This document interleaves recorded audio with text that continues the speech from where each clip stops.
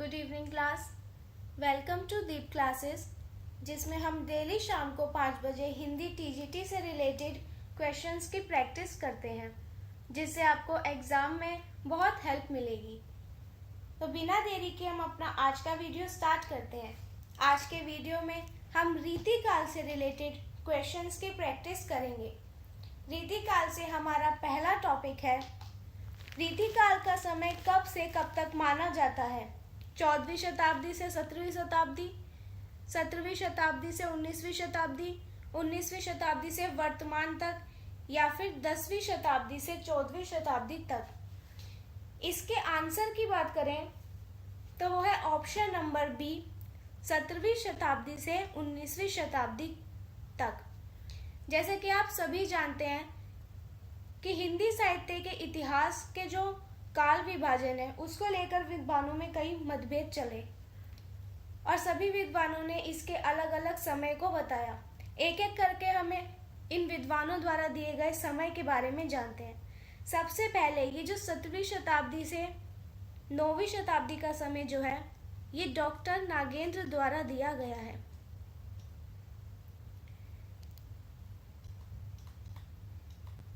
इनके अलावा भी कई विद्वानों ने रीतिकाल के समय की बात की। डॉक्टर बच्चन सिंह ने कहा,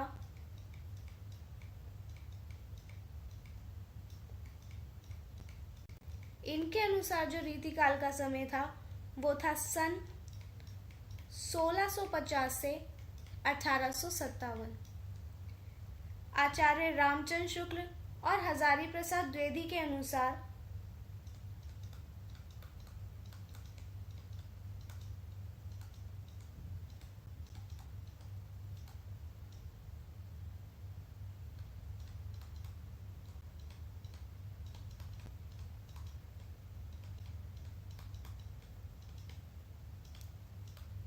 इन्होंने रीतिकाल का समय बताया संवत 1700 से संवत 1900।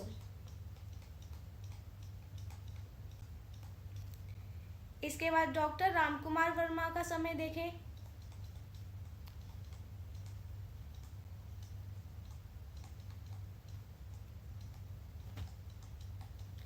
इन्होंने बताया संवत 1700 से संवत 1900।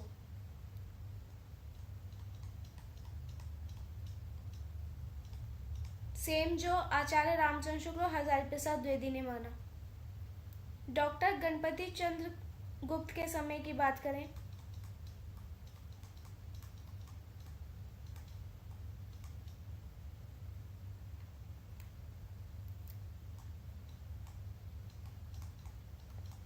तो इन्होंने जो रीतिकाल का समय बताया वो था सन 1600 से 1857 ईस्वी।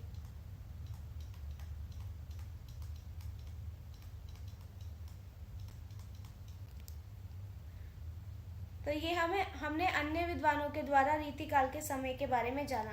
डॉक्टर नागेंद्र ने बताया 17वीं शताब्दी से 19वीं शताब्दी। डॉक्टर बच्चन सिंह ने बताया सन 1650 से 1857। रामचंद्र शुक्ल, हजारी प्रसाद द्विवेदी और डॉक्टर रामकुमार वर्मा, इन तीनों ने माना 1700 से 1900 और डॉक्टर गणपति चंद्र गुप्त ने माना सन 1600 से 1857 ईस्वी। हमारा आज का नेक्स्ट क्वेश्चन देखते हैं। रीतिकाल को अन्य किस नाम से जाना जाता है?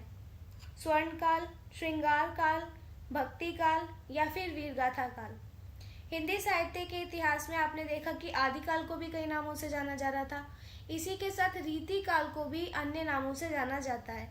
तो ऑप्शन में जो हमारा इसका सही आंसर है वो है श्रृंगार काल। तो एक तो रीतिकाल को श्रृंगार काल के नाम से जाना जाता है। श्रृंगार का नाम रीतिकाल को दिया विश्वनाथ प्रसाद मिश्र ने।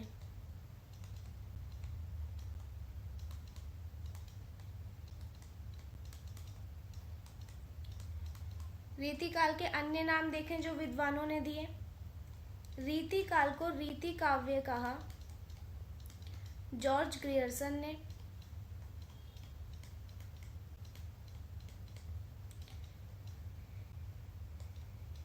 रीतिकाल को ही अलंकृत काल कहा मिश्र बंधु ने।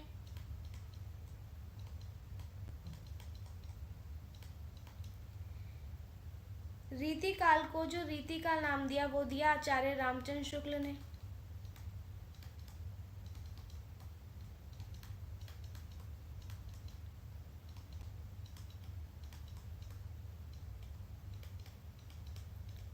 इसका एक नाम दिया श्रृंगार काल।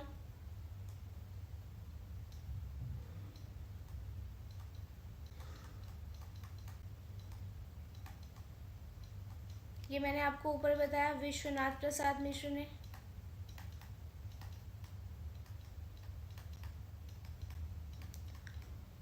और रीतिकाल का ही एक नाम पड़ा कला काल, जो दिया रमाशंकर शुक्ल रसाल ने।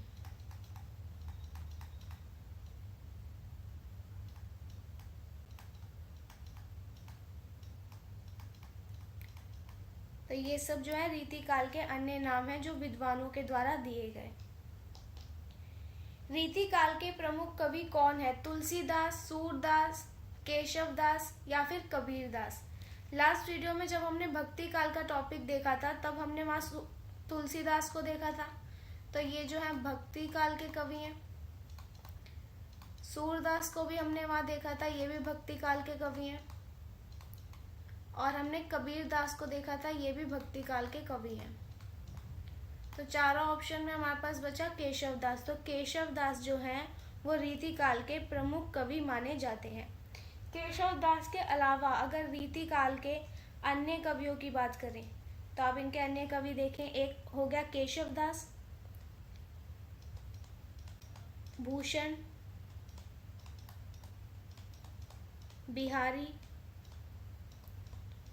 मतीराम, देव, चिंतामणि, रसलीन, घनानंद, ठाकुर, बोधा, द्विजदेव, पद्माकर, सूदन और वृंद। ये सभी जो है ये रीतिकाल के प्रमुख कवि माने जाते हैं। नेक्स्ट क्वेश्चन, केशवदास की प्रसिद्ध रचना कौन सी है? रामचरितमानस, सूरसागर, रामचंद्रिका या फिर पद्मावत। इसका जो सही आंसर है वो है रामचंद्रिका। रामचरितमानस की बात करें तो ये तुलसीदास द्वारा रचित है। सूरसागर सूरदास द्वारा रचित है। और पद्मावत की बात करें तो ये जायसी द्वारा रचित है। तो हमारे पास ऑप्शन में बचा रामचंद्रिका, तो ये रामचंद्रिका जो है केशवदास द्वारा रचित है। केशवदास की अन्य रचनाओं को देखें, एग्जाम में बहुत बार पूछी जाती है। तो केशवदास की रचनाओं में आ जाएगा रसिक प्रिया। रसिक प्रिया जो है ये काव्य शास्त्र पर आधारित केशवदास का ग्रंथ है। फिर है कवि प्रिया। कवि प्रिया जो है ये काव्य शिक्षा से संबंधित ग्रंथ है। नक्शिक, नक्शिक जो है ये अलंकारों पर केंद्रित रचना है।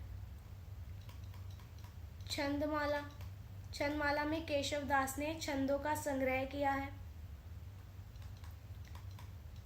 रामचंद्रिका, रामचंद्रिका जो है ये राम कथा पर आधारित केशवदास का एक महाकाव्य है।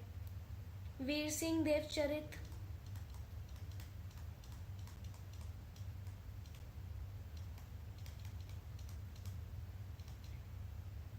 रतन बावनी,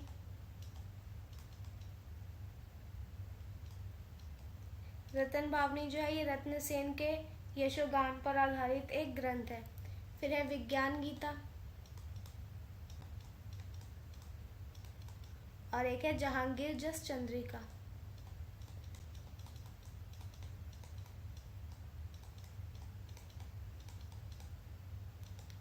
ये सभी रचनाएं जो है केशवदास द्वारा रचित है, जो कि रीतिकाल के प्रमुख कवियों में आते हैं। नेक्स्ट क्वेश्चन है, बिहारी किस काल के कवि हैं? आदिकाल, भक्ति काल, रीति काल या आधुनिक काल? अभी इसी वीडियो में मैंने आपको आधुनिक काल के कवियों में बिहारी का नाम बताया था, तो जो बिहारी हैं वो आधुनिक काल के कवि हैं। सॉरी, मैंने पहले आदिकाल कह दिया, तो ये जो है आधुनिक काल के कवि हैं। बिहारी की बात करें तो बिहारी जो है ये रीति काल के,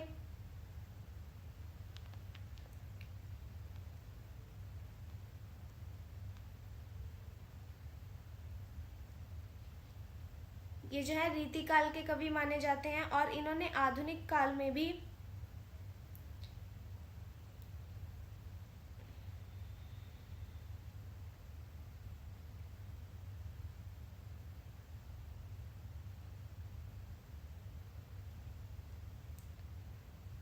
एक सेकंड स्टूडेंट, यहाँ पे मेरे से एक मिस्टेक हो गई, मैंने आपको गलत बताया। जो बिहारी जो है ये रीति काल के कवि हैं। सॉरी, मुझे ऐसा लगा कि मैं आपको आधुनिक काल पढ़ा रही हूँ। तो ये जो बिहारी जो है ये रीति काल के कवियों में आते हैं। एक सेकेंड,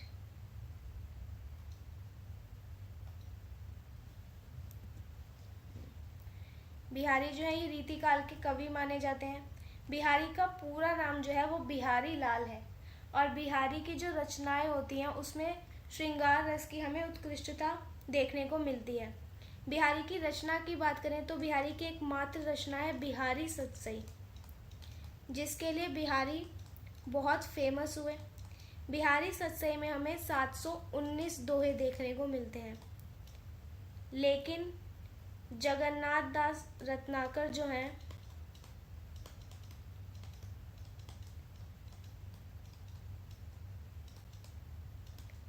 ये इनके दोहों की संख्या 713 बताते हैं। तो अगर आपके क्वेश्चन में पूछे जगन्नाथ दास के अनुसार दोहों की संख्या, तो उसमें आप 713 के साथ जाएंगे। और अगर इनके बिना पूछे बिहारी में दोहों की संख्या, तो वो हो जाएगी 719। बिहारी जी के बारे में और बात जाने। बिहारी जी का जो जन्म है वो 1603 ईस्वी में हुआ था।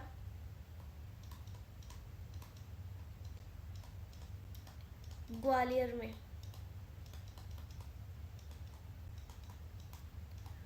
और बिहारी के गुरु का नाम जो है वो है नरहरिदास।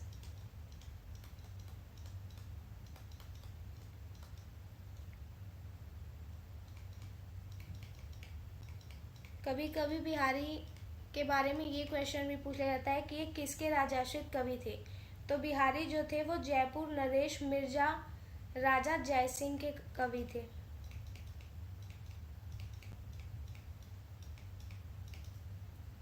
बिहारी सतसई की जो रचना बिहारी ने की वो ब्रज भाषा में की थी।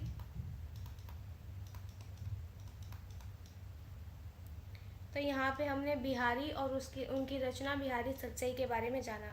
इस क्वेश्चन में मैंने आपको गलती से बिहारी का जो काल है वो आधुनिक काल बता दिया था, लेकिन इसका जो सही आंसर है वो है रीति काल। बिहारी रीति काल के कवि हैं।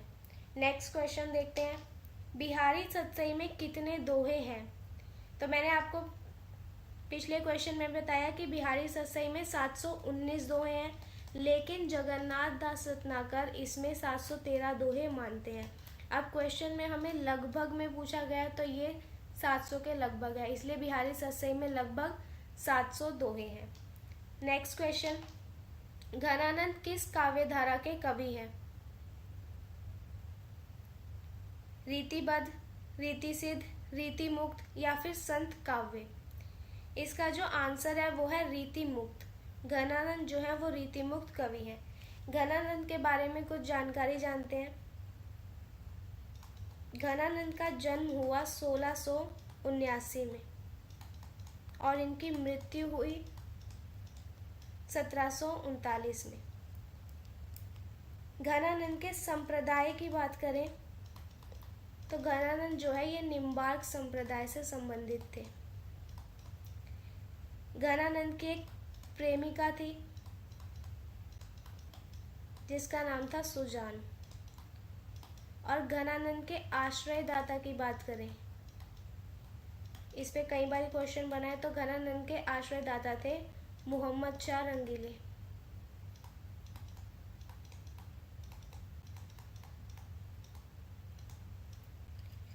घनानंद की रचनाओं को एक बार देखते हैं। घनानंद की रचनाओं से भी बहुत सवाल पूछे जाते हैं। इनकी रचनाओं में आ जाएगा सुजान सार,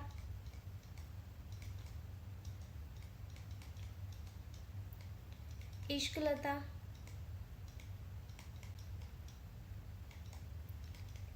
विरह लीला, वियोग बेली,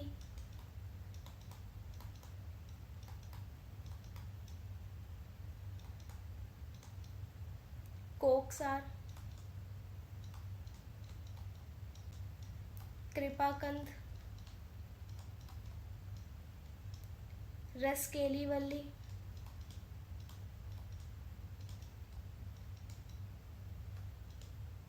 और है यमुना यश।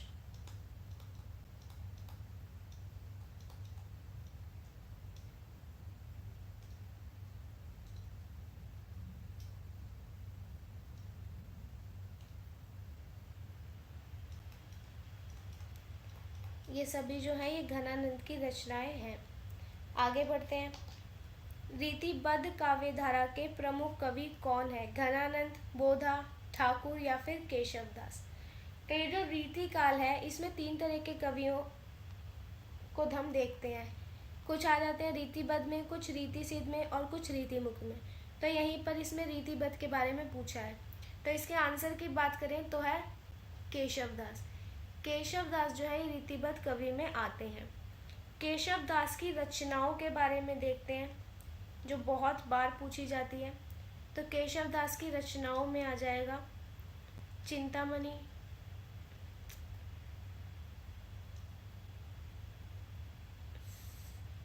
एक सेकेंड, सॉरी, मैं यहाँ इनकी रचनाएं नहीं बताने वाली थी आपको, मैं यहाँ पे बताने वाली थी रीतिबद्ध काव्यधारा के कवि। तो एक तो आपने यही देखा केशवदास जो रीतिबद्ध काव्यधारा में आते हैं। इनके अलावा रीतिबद्ध काव्यधारा में आ जाते हैं चिंतामणि, देव, मतीराम, भिखारीदास,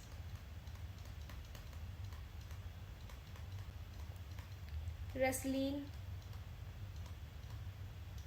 पद्माकर, बोधा, ठाकुर और वृंद। ये सभी जो है ये रीतिबद्ध काव्यधारा के अंतर्गत आते हैं। इन सब की हम एक एक रचनाएं भी देख लेते हैं। चिंतामणि की रचना में है छंद विचार, श्रृंगार मंजरी,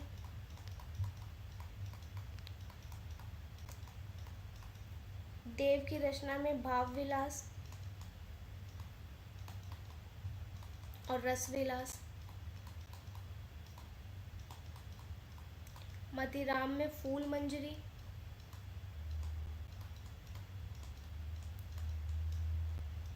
रसराज और साहित्य सार। भिखारीदास की रचना देखें तो रस सारांश,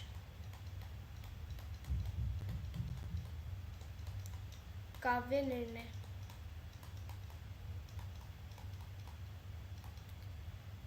रसलीन की रचनाएं देखते हैं रस प्रबोध,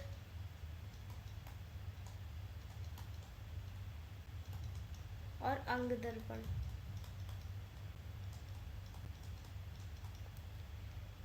पद्माकर की रचना देखें तो हिम्मत बहादुर विरुदावली,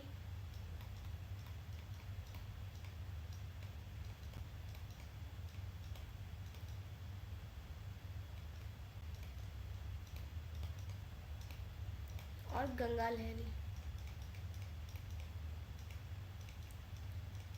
बोधा की रचना में आ जाएगा काव्य प्रकाश,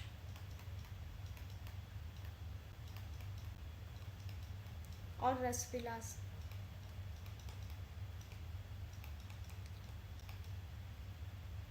ठाकुर की रचना में काव्य विवेक,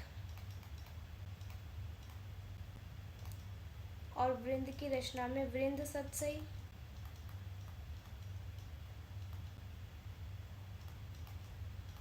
और श्रृंगार पंचाशिका।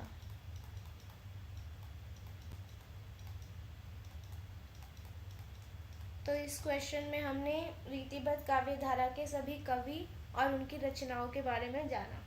आगे बढ़ते हैं अपने नेक्स्ट क्वेश्चन में। रीति सिद्ध काव्य धारा के प्रमुख कवि कौन है? अभी हमने जाना रीतिबद्ध के बारे में और हम यहाँ जानेंगे रीति सिद्ध के बारे में। तो रीति सिद्ध कवियों में सबसे पहले तो नाम आता है बिहारी का। तो इसका आंसर है ऑप्शन नंबर बी, बिहारी। इसी के साथ हम रीति सिद्ध काव्य धारा के अन्य कवियों को देखें तो इसमें आ जाएगा बेनी वाजपेयी,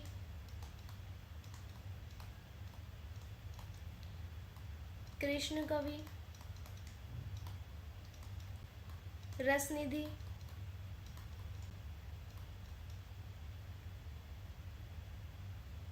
द्विजदेव, सेनापति, वृंद। वृंद जो है वो रीतिबद्ध में भी आते हैं और रीति सिद्ध में भी आते हैं। विक्रमादित्य,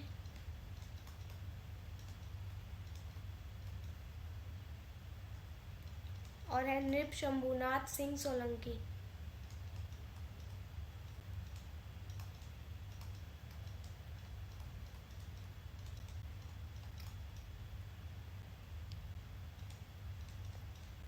ये सभी जो है ये रीति सिद्ध काव्य धारा से संबंधित है। आगे बढ़ते हैं। रीति मुक्त काव्य धारा के प्रमुख कवि कौन है? केशवदास, बिहारी, घनानंद या फिर चिंतामणि। तो इसका आंसर हो जाएगा हमारा option number C, Ghananand. Ghananand जो है वो रीति मुक्त में आते हैं। केशवदास का मैंने आपको बताया ये रीतिबद्ध है।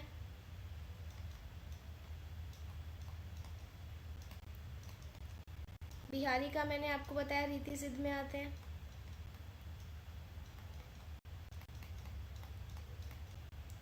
और चिंतामणि रीतिबद्ध में आते हैं। बच्चे घनानंद, तो घनानंद जो है वो रीतिमुक्त काव्य धारा में आते हैं। घनानंद के अलावा जो रीतिमुक्त काव्य धारा में आएंगे वो नाम है आलम, बोधा, ठाकुर और द्विजदेव। ये सब जो है ये रीतिमुक्त काव्य धारा के अंतर्गत आते हैं। हमारा नेक्स्ट क्वेश्चन देखें। शिवराज भूषण किसकी रचना है? भूषण, मतीराम, देव या फिर पद्माकर। इसका आंसर है ऑप्शन नंबर ए, भूषण।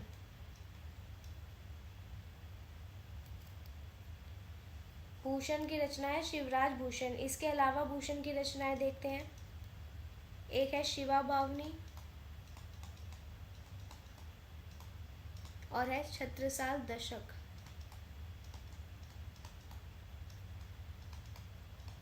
तो भूषण ने 3 रचनाएं की, शिवराज भूषण, शिवा बावनी और छत्रसाल दशक। मतीराम की रचनाओं को देखें। फूल मंजरी,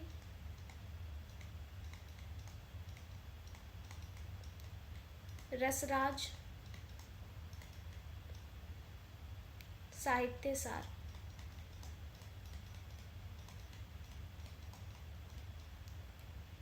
देव की रचनाओं की बात करें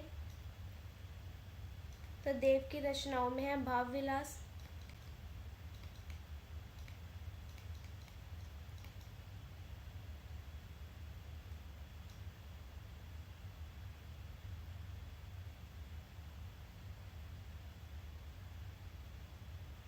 भवानी विलास,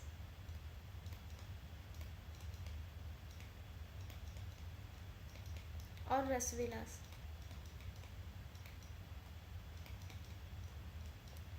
आगे चलते हैं नेक्स्ट क्वेश्चन पे। मतीराम की प्रसिद्ध रचना कौन सी है? बिहारी सतसई, रामचंद्रिका, रसराज या फिर शिवराज भूषण।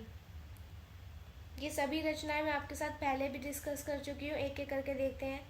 बिहारी सतसई है बिहारी के द्वारा रचित। रामचंद्रिका की बात करें तो ये केशवदास के द्वारा रचित है। शिवराज भूषण की बात करें तो ये भूषण के द्वारा रचित है। तो यहाँ ऑप्शन में हमारे पास बचा रसराज। तो ये रसराज जो है ये मतीराम द्वारा रचित रचना है। मतीराम जो है वो रीति काल के प्रमुख कवि हैं। इन्होंने रसराज के अलावा भी कई रचनाएं की। इनकी रचनाएं देखते हैं। इनकी रचनाओं में आ जाएगा फूल मंजरी, ललित ललाम,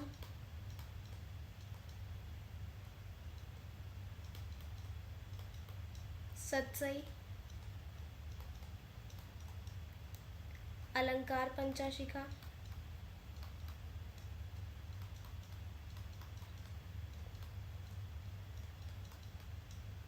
वृत्त कौमुदी,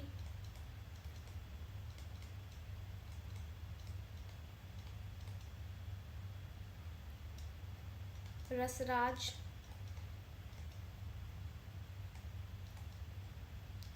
लक्षण श्रृंगार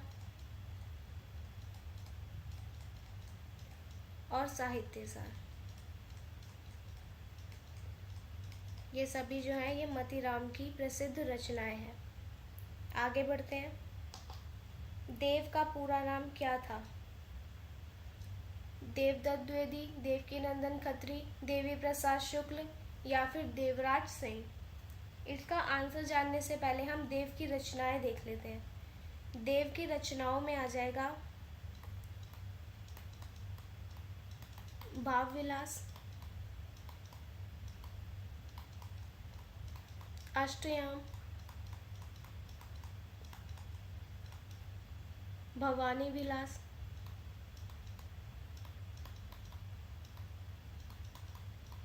कुशल विलास,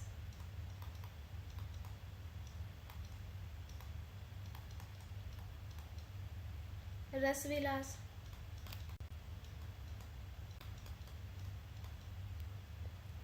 प्रेम चंद्रिका,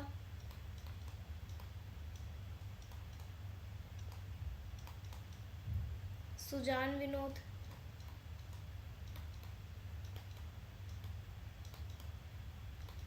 राग रत्नाकर,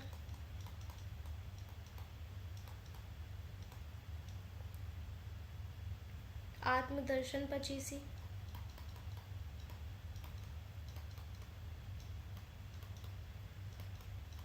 और है सुख सागर तरंग।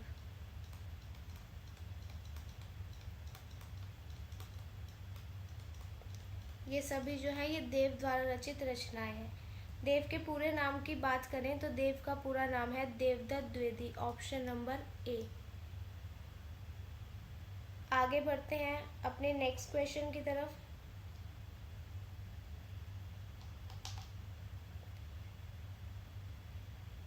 तो आज का वीडियो हम यहीं ख़त्म करते हैं। वीडियो पसंद आया हो तो वीडियो को लाइक एंड शेयर ज़रूर करें और चैनल को सब्सक्राइब करना ना भूलें। मिलते हैं हम अपने अगले वीडियो में, तब तक के लिए थैंक यू।